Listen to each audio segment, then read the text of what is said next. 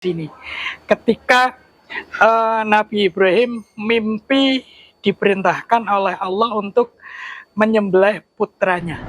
Penyembelihan itu sebetulnya harus memastikan kesehatan hewan kurban. Tapi terkait dengan permasalahan akikoh dibarengkan dengan kurban. Nah, ini juga sudah ada pendapat para ulama, ya. Bila orang menyembelih satu ekor kambing dan meniatkannya sebagai kurban sekaligus akikah, ya, maka hukumnya khilaf. Kalau di umumnya di kita itu kan, kalau sekolah-sekolah itu kan juga lembaga juga itu. Okay. Lembaga yayasan itu belajar berkorban, ya. Dikumpulkan iuran anak-anak satu yayasan, kemudian bisa beli sapi misalnya. Itu kan iuran dari anak-anak, ya. Kalau itu kemudian disembelih, itu tidak mencukupi untuk korban. Tempat penyembelihan hewan kurban itu ternyata kok diturunkan dari truk ataupun dari kol, ya, itu jatuh, terjadilah kakinya pincang.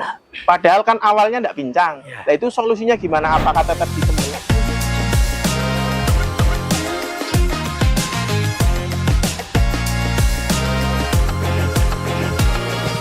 Assalamualaikum warahmatullahi wabarakatuh. Assalamualaikum warahmatullahi wabarakatuh. Bismillah, alhamdulillah, wassalatu wassalamu ala rasulillah wa ala alihi wa sahbihi wa mawalah, la haula wa la quwata illa billah, amma ba'd. Sahabat Nutur yang berbahagia, Nutur dari singkatan Nahdlatul Ulama Matur akan membahas tentang masail udhiyah. Tadi lembaga Falakiyah sudah menetapkan bahwa hari ini, hari Ahad, tanggalnya tanggal 17 Mei 2026, sudah ditetapkan tanggal 1 Dzulhijjah. Berarti 10 hari ke depan sudah melaksanakan sholat Idul Adha dan penyembelihan hewan kurban. Alhamdulillah, Nutur mendatangkan pemateri, yaitu dari Ketua Lembaga Tasul Masail PCNU Kota Pekalongan. Alhamdulillah telah hadir di tengah-tengah kita Bapak Kiai Haji Muhlisin Abdul Halim LC. Selamat datang Pak Kiai. Alhamdulillah, selamat datang. Assalamualaikum. Waalaikumsalam warahmatullahi wabarakatuh. Bagaimana kabarnya Bapak Kiai? Alhamdulillah sehat. Keluarga? Alhamdulillah. Alhamdulillah. Dalam keadaan baik, sehat walafiat. Alhamdulillahirabbil alamin. Baik, ini dari Nutur akan berbincang tentang masail udhiyah, yaitu tentang kurban. Sahabat Nutur yang berbahagia, berbicara tentang kurban itu sudah ada sejak zamannya Nabi Ibrahim alaihi salam. Akan tetapi ada yang mengatakan bahwa kurban itu sudah ada pada zamannya Nabi Adam. Ketika Nabi Adam mempunyai anak 4, Qabil, Habil, Iklima, dan Labuda. Nah, mumpung ada ketua LBM pakarnya masalah-masalah, apalagi yang akan dibahas tentang masalah udhiyah, mari kita tanyakan yang benar itu pada zamannya Nabi Adam alaihi salam atau zamannya Nabi Ibrahim alaihi salam. Menurut Bapak Kiai, sejarah yang benar itu zamannya Nabi Adam atau zamannya Nabi Ibrahim, atau dua-duanya benar? Kami persilahkan. Ya, terima kasih sahabat Nutur.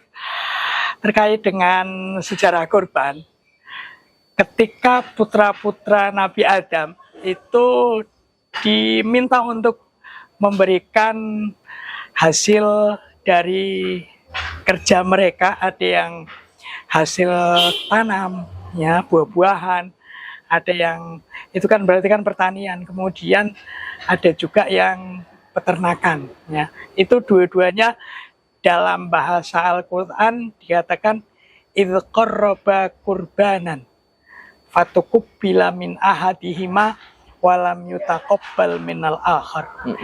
Itu dianggap kurban. Dalam terminologi yang umum tentunya, karena kalau terminologi kurban itu hewan yang sudah ditetapkan. Tetapi dulu Al-Quran menggunakan terminologi kurban itu dalam arti lugawi. Artinya kurbanan itu sarana untuk mendekatkan diri kepada Allah Subhanahu wa Ta'ala. Sehingga mau dikatakan zaman Nabi Adam monggo nggak apa-apa, itu juga kurban lugatan. Ya. Ketika Nabi Ibrahim itu sebetulnya ada satu yang perlu digarisbawahi di sini. Ketika Nabi Ibrahim mimpi diperintahkan oleh Allah untuk menyembelih putranya. Ya. Kemudian akhirnya ketika disampaikan dan Nabi Ismail pun sam'an wa ta'atan kepada ayahnya karena memang itu perintah dari Allah, akhirnya kemudian diganti oleh Allah dengan hewan sembelihan. Ya. Jadi di situ kita garis bawahi bahwa manusia itu makhluk yang mulia dan tidak boleh dialirkan darahnya tanpa sesuatu yang hak. Sehingga ya dari kisah itu diambil sejarah bahwa memang Nabi Adam dulu yang pertama kali mengorbankan putranya. Jadi kemudian diganti oleh Allah menjadi hewan kurban berupa kambing gitu. Ya. Oh, iya. Jadi memang mau Nabi Adam monggo silahkan, Nabi Ibrahim juga silahkan. Dan yang perlu kita garis bawahi sebetulnya adalah bahwa pengorbanan dengan nyawa manusia itu sudah harus dihentikan. Tidak boleh berkorban kemudian menggunakan anak. Zaman jahiliyah sering ya. Bahkan Abdullah itu dulu ketika masa-masa itu pernah akan dikorbankan, tetapi diganti, ya. Diganti dengan unta dan itu ratusan. Ya. Sehingga itu menunjukkan bahwa jiwa manusia itu sangat mahal harganya. Ya, untuk menggantikannya itu ratusan ekor unta ya, disembelih sebagai ganti jiwa manusia. Ya. Oke, terima kasih sahabat Nutur, sudah jelas bahwa dua pendapat ini dibenarkan. Kurban disejarahkan ataupun disyariatkan sejak zamannya Nabi Adam ada, sejak zamannya Nabi Ibrahim juga ada karena menyembelih putranya dan digantikan dengan kambing yang sangat bagus. Sahabat Nutur yang berbahagia, berbicara tentang hewan kurban yang baik, contohnya adalah kambing yang sehat, sapi, unta, kerbau.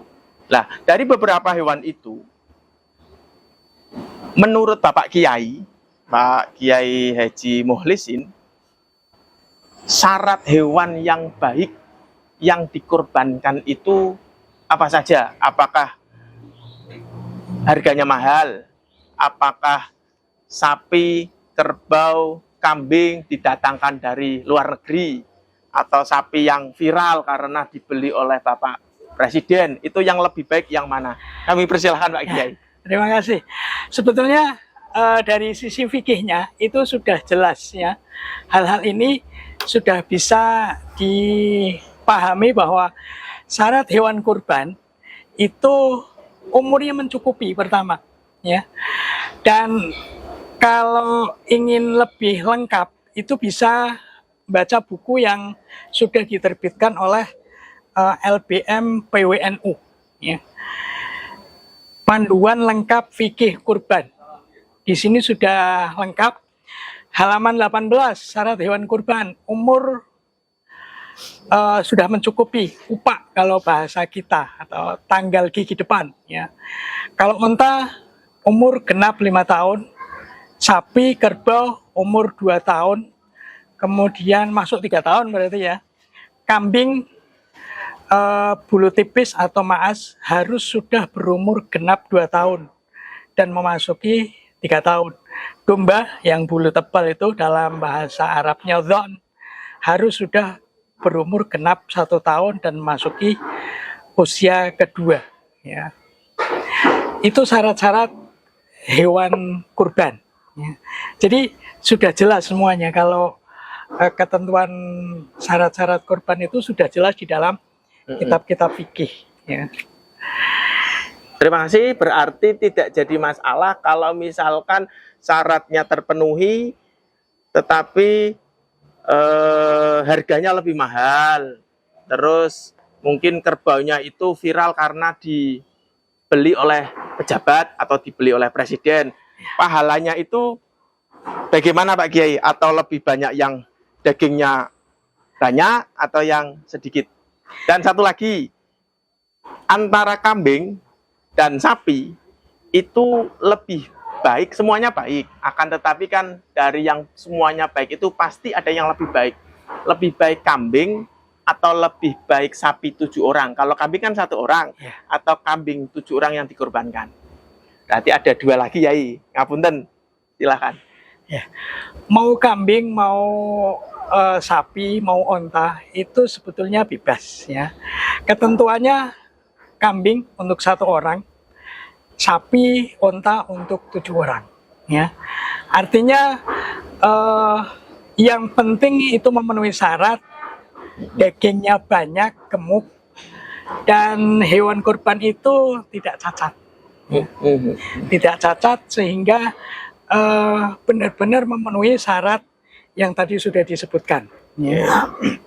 Tidak sakit, tidak mempunyai cacat, atau mengurangi dagingnya. Ya. Sehingga apapun boleh, ya. Kecuali mungkin onta ya. Kalau onta di kita kan tidak ada. Kecuali nanti ada peternakan sendiri onta di Indonesia dan itu sudah legal, dilegalkan oleh pemerintah. Ya. Pincang itu juga tidak boleh, ya. Cacat ya, termasuk bagian cacat. Kemudian buta salah satu matanya, aurok ya, buta. Atau terlalu kurus itu juga tidak boleh. Ya. Walaupun umurnya sudah mencukupi.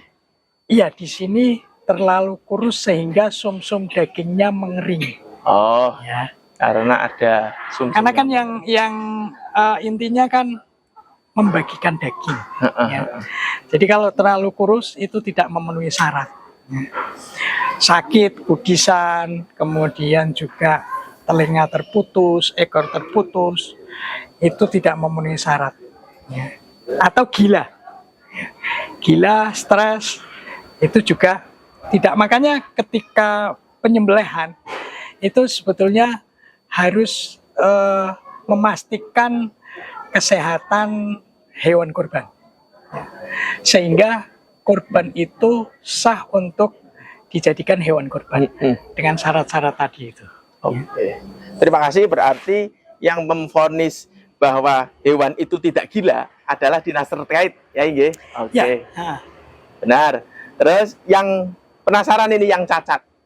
Jadi yang korban itu menitipkan ke panitia ketika hewannya diantarkan ke masjid atau tempat penyembelihan hewan kurban, itu ternyata kok diturunkan dari truk ataupun dari kol, itu jatuh, terjadilah kakinya pincang. Padahal kan awalnya tidak pincang. Nah itu solusinya gimana? Apakah tetap disembelih tapi bukan korban atau sedekah? Toh kan yang korban niatnya berkorban. Nah itu mohon solusinya, Ustaz. Nah, kalau itu real permasalahan seperti itu sebetulnya bisa dirembuk antara penjual dan pembeli. Ya. Artinya kalau misalnya hewan itu pincang, ini kan tidak memenuhi syarat. Ya. ya kan? Di sini sudah dikatakan pincang. Artinya ketika dia sudah membeli, kemudian terjadi insiden seperti itu, tinggal dirembuk kedua belah pihak. Karena ini untuk korban dan pincang, maka pembeli bisa saja komplain, saya belinya Utuh, ya, sehat pengiriman itu kan dari pembeli, penjual gitu loh. Sehingga ketika ada cacat-cacat dalam pengiriman, itu sudah masih tanggung jawab penjualnya, ya kan? Nah, itu bisa dirembuk lah masalah itu. Ya. Pada dasarnya berarti yang dikorbankan harus sehat, tidak pincang. Begitu ya. Terima kasih. Sangat menarik, sahabat Nutur, terkait dengan ibadah kurban yang akan dilaksanakan nanti tanggal 10 Dzulhijjah, 11, 12, 13 itu termasuk hari Tasrek. Sahabat Nutur yang berbahagia, tadi berbicara tentang kalau kambing itu peruntukannya 1 orang, kalau sapi itu 7 orang. Lah, di sini sering menemui suatu lembaga itu mengorbankan sapi, akan tetapi bukan tidak disebutkan 7 orangnya. Langsung misalkan lembaga A mengorbankan sapi untuk masjid inilah, itu hukumnya sapi tersebut dihukumi korban atau dihukumi sedekah, Yai? Enggak. Kalau di umumnya di kita itu kan kalau sekolah-sekolah itu kan juga lembaga juga itu. Lembaga yayasan itu belajar berkorban, ya. Dikumpulkan iuran anak-anak satu yayasan, kemudian bisa beli sapi misalnya. Itu kan iuran dari anak-anak, ya. Kalau itu kemudian disembelih, itu tidak mencukupi untuk korban. Karena yang patungan banyak. Ketika kemudian disembelih atas nama guru 7 orang, itu masalah juga.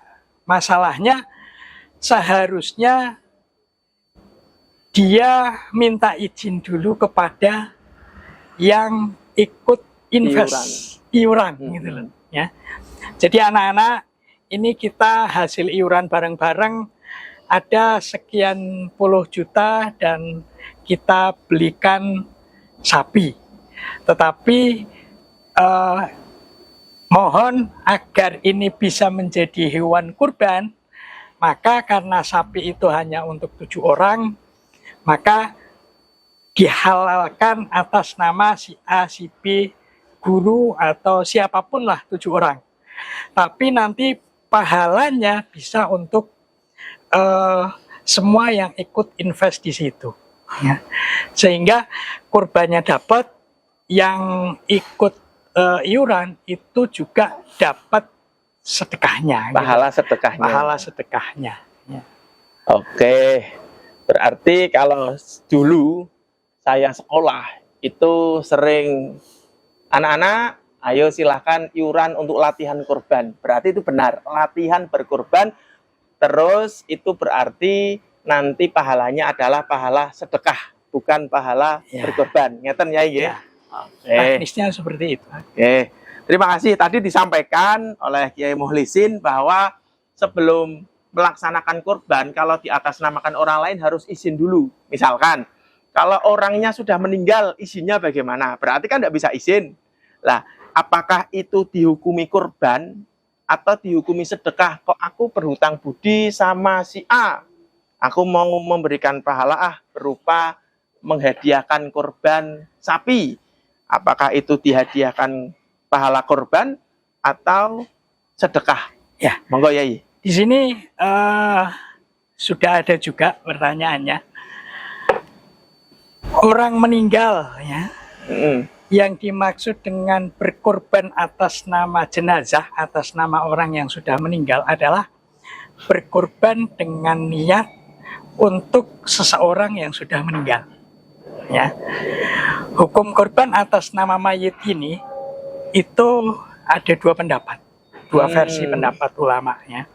Pertama, mayoritas ulama menganggap tidak sah berkorban atas nama mayit. kecuali jika sebelum meninggal ia telah berwasiat berkorban untuk dirinya. Ya. Ada Itu boleh, wasiatnya. ya. Atau ketika hewan kurban merupakan hewan yang dinadari secara spesifik, takyin lah oleh orang sebelum meninggal, itu boleh. Ya. Ini pendapat pertama. Ya. Yang pendapat kedua itu pendapat yang memperbolehkan berkorban atas nama mayit secara mutlak tanpa syarat. Artinya keluarga saya sudah saya namakan semua dari dulu, kemudian pengen siapa yang sudah meninggal kemudian atas nama jenazah itu boleh, baik berwasiat maupun tidak, ya. Karena kurban itu termasuk bagian dari sedekah, dan itu sah-sah saja dilakukan atas nama mayit dengan izin maupun tidak. Ya. Jadi dua pendapat. Oke, berarti yang selama ini terjadi di masyarakat itu, misalkan saya korban dihadiahkan untuk si fulan binti si fulan, berarti kita mengikuti pendapat yang boleh. Enggak, kalau itu memang kurbannya itu memang untuk si mayit. Ya. Iya, saya ngiur misalkan 3 juta. 3 juta Di atas namakan mayit. di atas namakan mayit. Misalkan fulan si fulan ketika mau motong yang disebut namanya si mayit yang dihadiahkan, bukan namanya saya. Boleh. Oke. Berarti diperbolehkan, sahabat Nutur. Alhamdulillah sudah ada pencerahan sedikit tentang boleh enggak sih korban itu di atas namakan orang lain. Tadi udah dijelaskan tidak boleh dan boleh, dan kita mengambil pendapat yang boleh. Sahabat Nutur yang berbahagia, berbicara tentang kurban, PCNU Kota Pekalongan juga membuka lewat Lazisnu Kota Pekalongan menerima dan membagikan daging kurban. Kalau misalkan mau kurban sendiri bisa datang ke Lazisnu Kota Pekalongan di kantor sekretariat, yaitu di Jalan Sutomo, Kota Pekalongan. Bapak Ibu, sahabat Nutur yang berbahagia, saya ingat ketika saya lahir itu biasanya ini hukumnya sunnah, yang namanya akikoh kan hukumnya sunnah. Akikoh.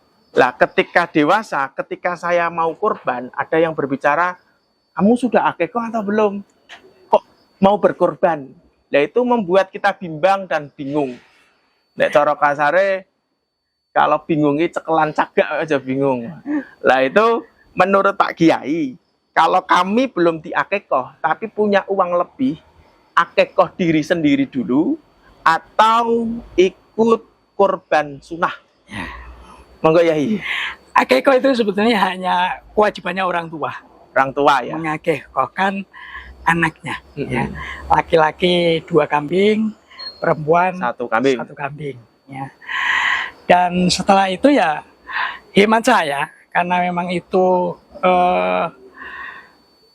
kewajiban orang tua, ya biarlah itu jadi kewajiban orang tua. Dan itu kan haknya orang tua. Kondisinya seperti apa, miskin atau kaya gitu kan. Tetapi terkait dengan permasalahan akikoh dibarengkan dengan kurban. Nah, ini juga sudah ada pendapat para ulama ya. Bila orang menyembelih 1 ekor kambing dan meniatkannya sebagai kurban sekaligus akikah, ya, maka hukumnya khilaf. Ya. Makanya pokoknya kalau fikih itu jawaban yang paling benar itu ikhtalafa fihil ulama, itu pasti benar. Khilaf ya. Pasti khilaf ya.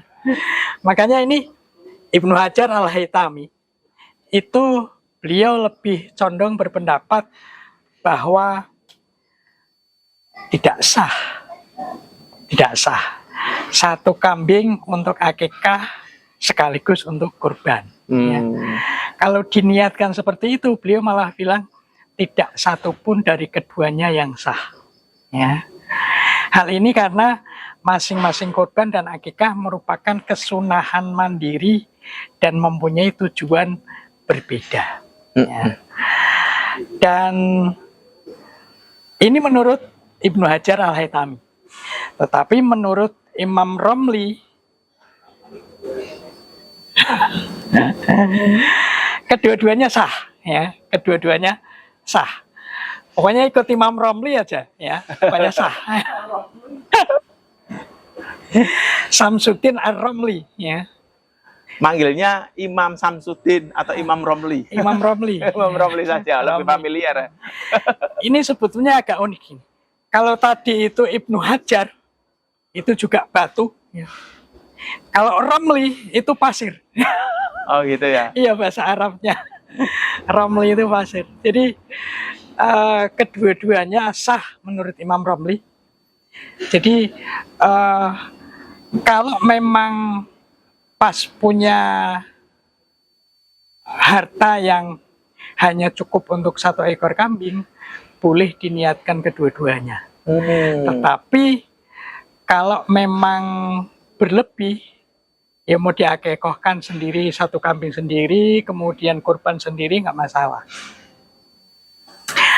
Dan 7 orang untuk 1 ekor sapi, niatnya juga boleh berbeda-beda. Ya. Oh, Niatnya boleh berbeda-beda. Apa saja berarti Ustaz? Berarti 1 misalnya niatnya untuk kurban. kurban. Kemudian ada juga niatnya untuk akikah, niatnya untuk kurban wajib. Itu bisa saja. Oke. Nek, sepengetahuan saya, yang namanya akikah itu kan dibagikan kan matang. Ya. Itu kan berarti kan masih mentah. Itu Bagaimana? teknis saja sih. Teknis sebetulnya. saja. Teknis Berarti saja. pada dasarnya boleh. Boleh. Menurut Imam Romli. Ya. Oke. Luar biasa sahabat Nutur, sudah ada pencerahan, berarti kalau rezekinya dilalah pas ada 1 kambing diniatkan untuk kurban boleh, diniatkan untuk akikah juga boleh secara bebarengan menurut Imam Samsuddin Romli. Ar-Romli. Oke. Terus Ustadz, penasaran lagi. Biasanya kalau orang yang nyembelih itu kan makainya harus pisau ya. Pisaunya harus panjang atau pendek atau yang penting tajam. Yang penting tajam itu dalam artian 1 tarikan atau 1 dorongan atau 2 dan sebagainya. Ya. Itu kalau di dalam kitab-kitab fikih itu disyaratkan tajam. Tajam. Ya. Tajam. Artinya secara syariat itu usahakan alat potong itu tajam sehingga tidak terlalu menyakiti hewan. Ketika gos itu langsung sudah selesai, mau panjang mau pendek itu sebetulnya kemampuan dia, teknik dia dalam menyembelih atau memotong. Yang intinya di dalam hadis, idza qataltum fa ahsinul qitlah wa idza dzabhtum fa ahsinudz dzibhah. Jadi ketika kalian berperang, maka perbaikilah. Bagus di dalam berperang, ada etika perangnya. Ya. Ketika membunuh, itu ada etikanya. Ketika menyembelih, maka juga harus dengan adab. Ya. Ada adabnya, di antaranya juga adab-adab menyembelih itu, jangan sampai hewan yang akan disembelih itu melihat temannya sendiri disembelih. Ya. Jadi idealnya kalau menyembelih di depan masjid, sapi-sapi lain atau kambing-kambing lain di belakang masjid, biar tidak melihat kawannya disembelih. Ya. Kita juga harus punya peri kehewanan. Iya. Karena memang kita ini manusia diajarkan untuk berlaku adil dan berbuat baik kepada seluruh umat, tidak hanya manusia, tetapi juga lingkungan, hewan, tumbuh-tumbuhan, dan lain sebagainya. Ya. Ini masuknya dalam ekoteologi ini. Ya. Artinya di dalam Islam itu menyembelih pun ada aturannya, dan ada 2 dari 3 urat yang terpotong itu sudah cukup. Ya. 2 dari 3. Dari 3. Jalur napas, jalur makanan, kemudian kerongkongan. Ya. 2 urat lahir itu loh. Iya. Ya. Itu 2 dari 3 itu boleh. Ya. Terpotong. Terpotong. Misalkan Yai pernah lihat di beberapa media sosial di YouTube itu nyembelih kok dilalah pegangan yang tukang jagal itu kurang kuat. Berhubung kan sapinya agak ganas, mungkin kan karena tadi dibicarakan mungkin sapinya itu melihat temannya disembelih. Jadi kan frustasi, aduh iki Pak disembelih. Nah, itu galak. Terus marah. Ketika pisau sudah ditempelkan dan sudah nempel dan sudah tergores, itu kan sudah bismillahi Allahu Akbar, Ya. ternyata kok lepas karena sapinya ngamuk. Itu bagaimana Yai? Lah itu tiga urat itu, ya. 3 yang tadi saya sebutkan, jalur napas, jalur makanan, 2 urat itu penyembelihnya itu yakin sudah terpotong atau tidak?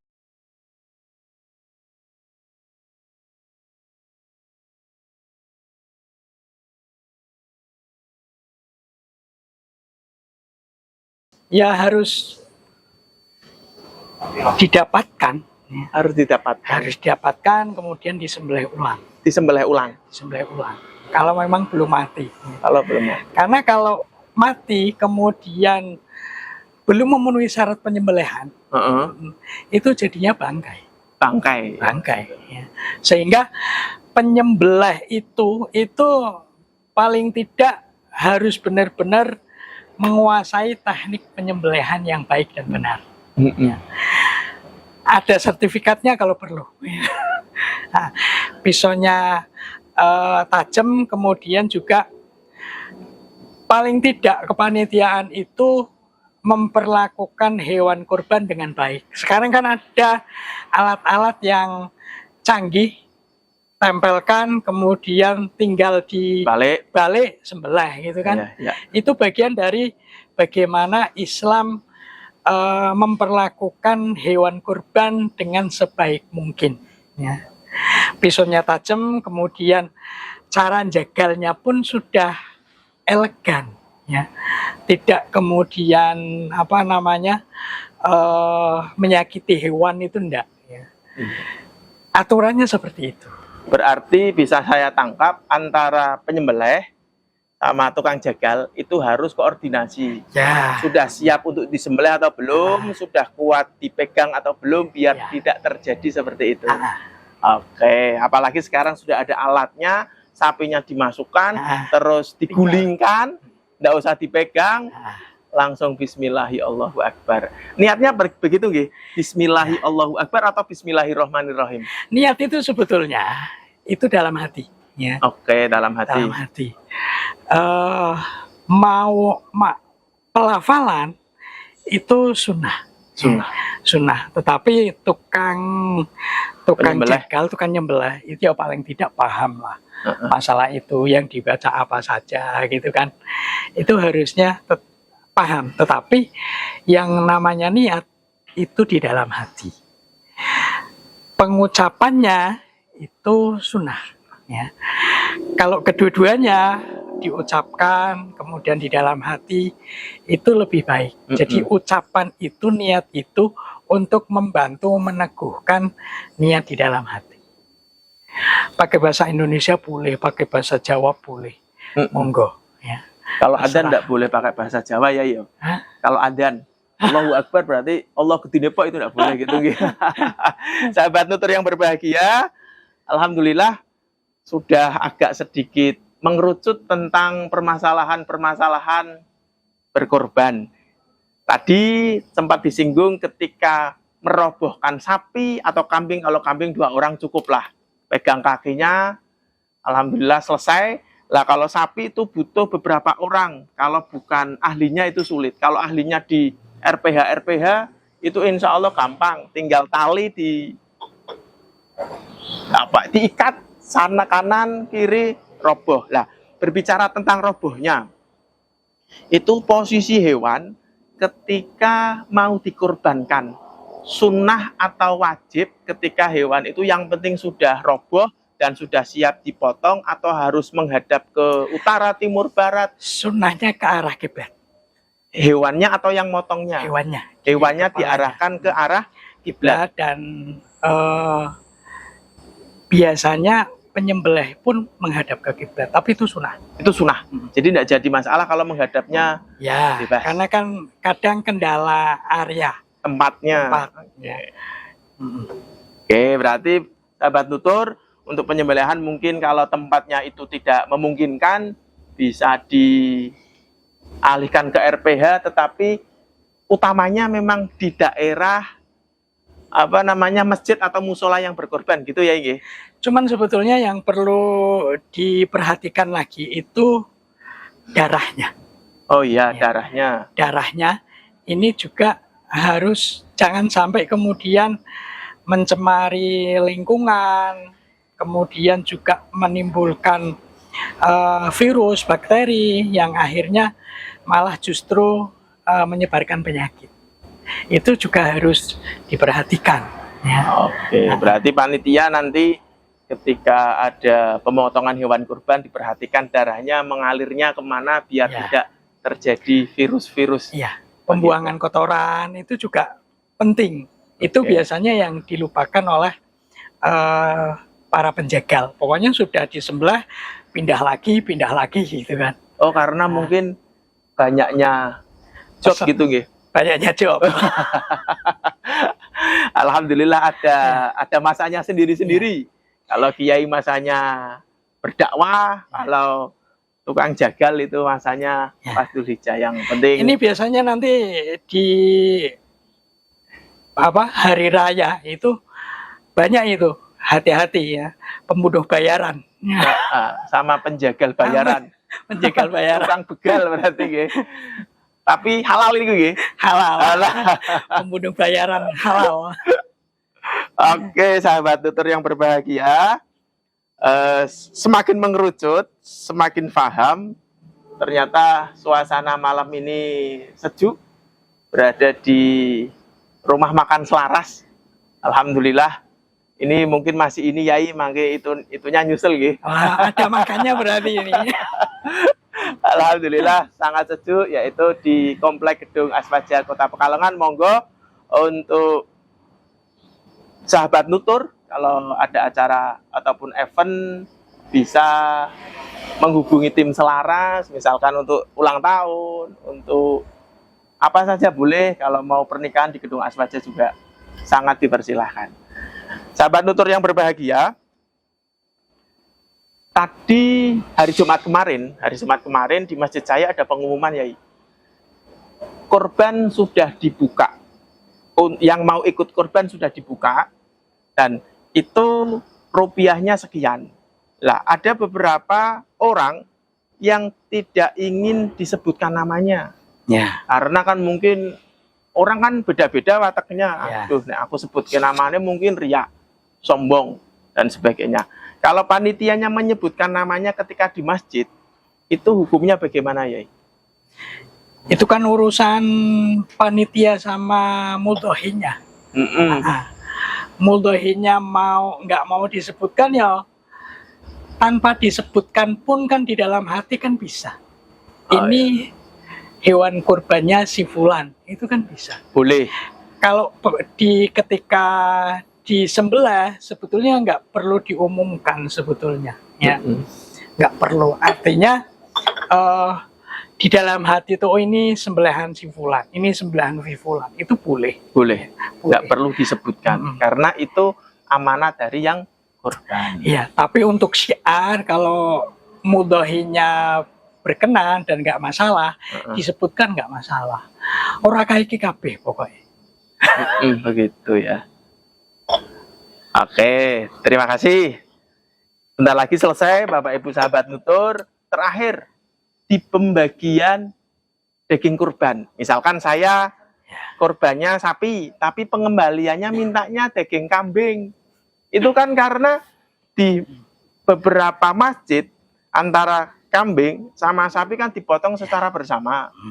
Request kan kalau dihukum sepertiganya dari daging itu kan untuk yang korban. Lah itu aku pinginnya kok dagingnya kambing saja, padahal korbannya sapi. Itu bagaimana? Memang kalau itu sembelihannya kurban sunnah, itu pembagian sudah ada jelasnya. Sepertiga. Untuk mudhohi, untuk fakir miskin, untuk hadiah. Ya. Dan itu monggo-monggo saja, tapi jangan sampai bilangnya pengembalian. Karena kalau pengembalian itu kan hewan kurban punya dia, ya kan? Dia korbannya Sapi, kambing, maunya sapi, gitu kan? Ya. Iya kan? Kalau sapinya sendiri itu kan mau dibagi berapapun oleh kepanitiaan kan sudah di pondok-pondok kan. Dia bagian dia tidak dapat kambing, ya dapat sapi itu. Tapi boleh kan atas nama dia juga dapat bagian dari hewan yang disembelih yang lain gitu. Jadi teringat ini ada itu. Kalau korban sunnah kan sepertiga. Kalau korban wajib karena nadar itu tidak mendapatkan. Tapi egone panitia. Misalkan saya korban wajib sapi. Itu kok si fulan korban, tetapi kok tidak ada pengembalian, diambilkan dari daging kambing, boleh berarti gitu, Gi? Bukan atas nama pengembalian, itu kan pembagian dari hewan kurban sapi itu. Dia tidak berhak untuk mendapatkan porsi dari kambing yang dia sembelih. Adapun dia dapat daging sapi, yaitu monggo dari panitia. Iya, berarti kan dari panitia mengegokan gitu boleh. Oke. Bapak Ibu, sahabat nutur yang berbahagia, sudah beberapa menit, alhamdulillah masih asik. Nanti bisa disambung lain kali. Terakhir itu sebetulnya kenapa kok hewan yang dikorbankan selalu jantan? Nah, iya. Ini serius atau? Karena betina itu ya jangankan dikorbankan, salah aja nggak pernah kok. Nggak pernah, nggak mau gitu. Nggak mau disalahkan, apalagi dikorbankan. Gitu ya. Karena yang selalu berkorban adalah laki-laki, jantan. Ya. Hidup jantan. Bapak Ibu sahabat nutur, terakhir hikmahnya, Yai, hikmah mengikuti ibadah kurban. Apa semakin terkenal atau apa? Ya, sosial. Kadang banyak masyarakat itu dia kalau tidak Idul Adha ikut setahun ratau ketangglok daging, kecuali walimahan. Walimahan becok roti. Makanya paling tidak hikmahnya itu berbagi dengan sesama. Kemudian juga ikhlas untuk mengeluarkan kurban yang itu untuk dirinya sendiri, mendekatkan diri kepada Allah Subhanahu wa Ta'ala. Oke. Terima kasih Bapak Ibu sahabat nutur, dari beberapa perbincangan kami dari Lakpesdam Kota Pekalongan dan Bapak Kiai dari Ketua LPM PCNU Kota Pekalongan tentang masalah udhiyah. Alhamdulillah sudah ada titik temu beberapa masalah dan terbukti sudah ada kitabnya, berarti soheh begitu, Ge? Ini lo lupa ya, Risalah Udhiyah karya dari pengurus LBM Kota Pekalongan masa periode 2012-2017. Ini asli produk dari PCNU Kota Pekalongan. Insya Allah ke depan ini bisa ditambahi lagi, direvisi agar bisa seperti LBM wilayah. Mudah-mudahan. Oke, ada bukunya dari PCNU Kota Pekalongan tahun 2012 sampai 2017 dan juga ada buku dari PWNU, Lembaga Basul Masail PWNU Provinsi Jawa Tengah tahun 2022. Jadi 2 buku itu sudah mencukupi tentang masalah udhiyah. Bapak Ibu sahabat Nutur, perlu kami sampaikan, berarti inti dari kurban itu adalah mendekatkan diri kepada Sang Pencipta Allah Subhanahu wa taala. Itu hablum minallah dan hablum minannasnya adalah sosial dan keikhlasan untuk bisa yang belum pernah merasakan daging, nek walimahan saja, ini alhamdulillah kalau ada korban insya Allah semuanya merasakan daging. Dan jangan lupa limbahnya diperdulikan, jangan buang limbah sembarangan, kotoran, darah dan sebagainya, untuk mencintai lingkungan. Istri saja dicintai apalagi lingkungan. Oke, Bapak Ibu, terima kasih.